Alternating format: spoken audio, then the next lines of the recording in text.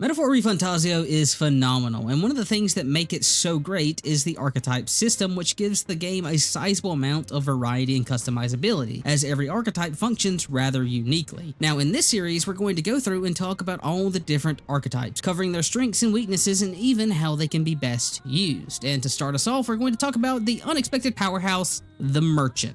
Merchant is a physical-based archetype that excels at bypassing defenses thanks to its main damage type of Almighty. As for its own resistances, it has none, but does have two weaknesses in fire and light. Moving into their abilities, their hero passive is Alchemy, which rewards a sizable amount of Reeve that scales with your level anytime you stun or defeat an enemy in overworld combat. This is actually one of the strongest hero passives in the game, as it allows you essentially an infinite amount of Reeve at any point in the game thanks to how easy it is to respawn enemies. Also, fun fact, this ability actually has a mistranslation, as in game it says you only have a chance to receive Reeve when in reality it's a guaranteed effect. But moving into their actual kit, Merchant's first and most important ability is Gold Attack, a weak physical single target attack that deals almighty damage and has a high critical chance, which is the most important part of this ability, as the biggest weakness to almighty damage tends to be the fact it's not able to trigger extra turns. But thanks to Gold Attack being both physical and having a high critical chance, this weakness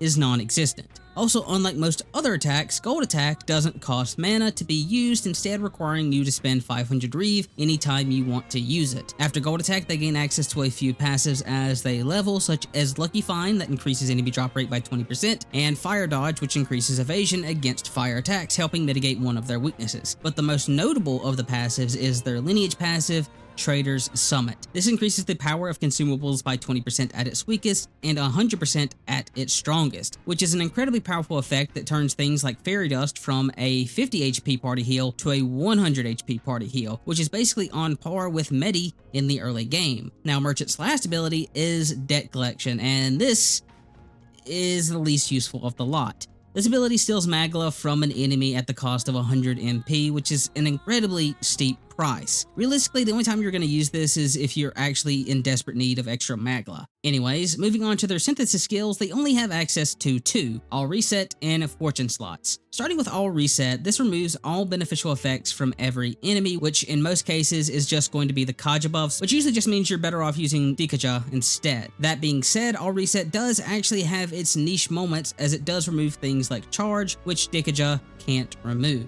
But even still, it's just an incredibly situational synthesis. As for Fortune slots, this is essentially a more powerful gold attack that always crits, but it's also more likely to miss. And given that it's a synthesis skill, if it misses, it means your turn is over.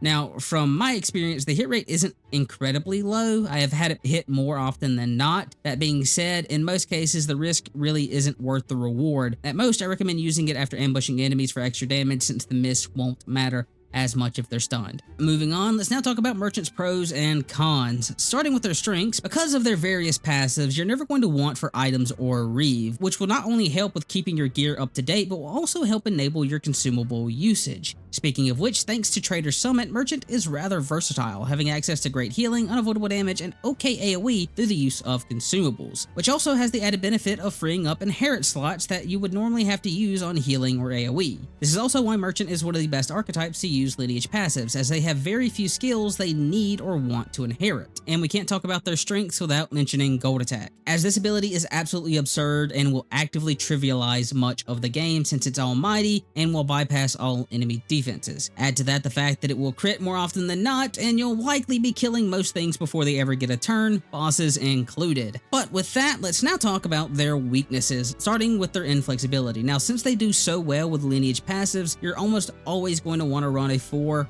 Merchant Lineage stack, which will mostly consist of spamming Gold Attack over and over again until everything dies. And while incredibly effective for most of the game, it can get boring very quickly. Also, Merchant without Lineage passives is considerably weaker, as Gold Attack will crit far less often and do less damage in general. Plus, Trader's Summit becomes far less useful. Our next weakness is that they are somewhat of a glass cannon. Given that they do physical damage, they have to be in the front row, and add to that the fact they have two weaknesses, and they're going to be taking a decent amount of damage if the enemy is allowed to act. And their last con is the fact their upgraded archetype isn't available until the very late game, being one of the last ones you'll ever be able to obtain. But with that, let's now talk about how to best use them. So as mentioned in the pros and cons, while powerful, they're rather reliant on lineage passives, and for that reason, the main way you'll want to use them is as a 4 merchant lineage stack, as unfortunately they don't do that great with a Chain of Bond setup because of their weak synthesis pool. As for their inherits, there's only one that I would consider required, that being Brawler's Diligent Disciple to further increase their crit rate.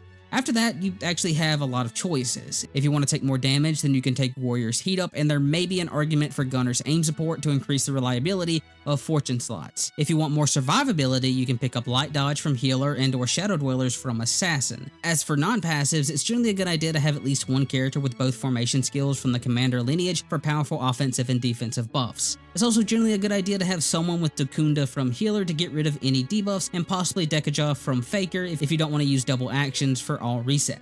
Now the last thing we should talk about is accessories, as these can often make a major difference, but unfortunately for Merchant, they don't really benefit as much from the more powerful ones like Chain of Bonds or Utilitarian's Manual. So instead, just focus on either defensive accessories like Venom Ward Charm from the Bug Vendor, or stat accessories for Strength and or Luck. Though I should note, even though it is rather unlikely before you get Merchant's upgrade, if you manage to beat the Coliseum fully, you'll receive the Gambler's Manual, which is the best possible accessory for Merchant as it doubles critical damage. But that's everything you need to know about the Merchant archetype. If you found this video useful, please consider liking it and possibly subscribing to the channel. Also, let me know in the comments what archetype you want to see me cover next, and or share which archetype has been your favorite so far.